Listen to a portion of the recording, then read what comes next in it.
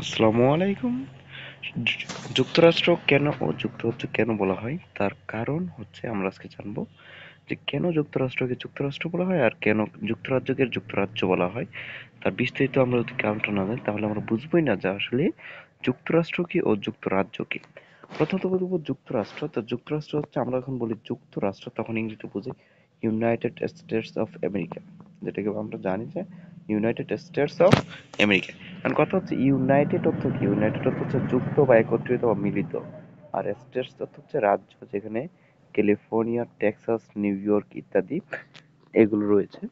তো অর্থাৎ এটি অনেকগুলো রাজ্যের মিলিত একটি রাষ্ট্র। এটা দ্বারাই বোঝাচ্ছে যে ইউনাইটেড স্টেটস অর্থে এটি অনেকগুলো রাজ্যের মিলিত একটি রাষ্ট্র।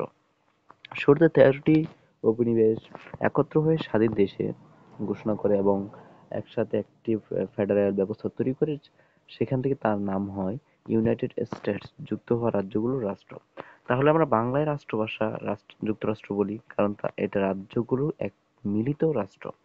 আর যুক্তরাজ্য হচ্ছে আমরা যখন বলি যুক্তরাজ্য তখন ইংরেজিতে বোঝায় United Kingdom of Great Britain and Northern Ireland.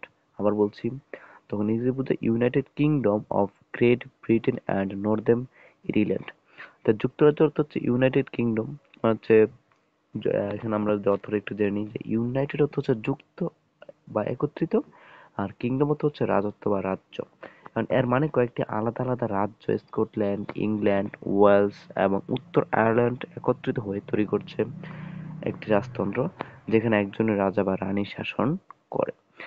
তাই এর নাম ইউনাইটেড কিংডম, যুক্তরাজ্যগুলোর রাজত্ব। তাই বাংলায় তাই বলা যায় যুক্তরাজ্য মানে রাজ্যগুলো যুক্ত এক রাজা বা রানীর দেশ। আর এটার মধ্যে যে পার্থক্যটুকু রয়েছে, যে অনেকগুলো রাজ্য মিলে এক ফেডারেল রাষ্ট্র, অনেকগুলো রাজ্য অঞ্চল মিলে এক রাজতন্ত্র। আর প্রধান শাসন হচ্ছে প্রেসিডেন্ট, আর এখানে প্রধান শাসন হচ্ছে রাজা বা রানী। একই কথা। আর এখানে উদাহরণ হচ্ছে ইউএসএ মানে হচ্ছে আমেরিকা, আর এখানে হচ্ছে উদাহরণ হচ্ছে ইউকে ব্রিটেন। আশা করি আপনারা বিস্তারিত বুঝতে পেরেছেন যে কেন যুক্তরাষ্ট্র বলা হয় আর কেন যুক্তরাজ্য বলা হয়। তার একমাত্র তার কারণ হচ্ছে এটাই। আর এটা যদি অর্থটা স্বাভাবিকভাবে বোঝা যায় তাহলেই তার কারণটা জানা যায়। আশা করি বুঝতে পেরেছেন। আপনাদের অসংখ্য অসংখ্য ধন্যবাদ পুরো ভিডিওটি দেখার জন্য।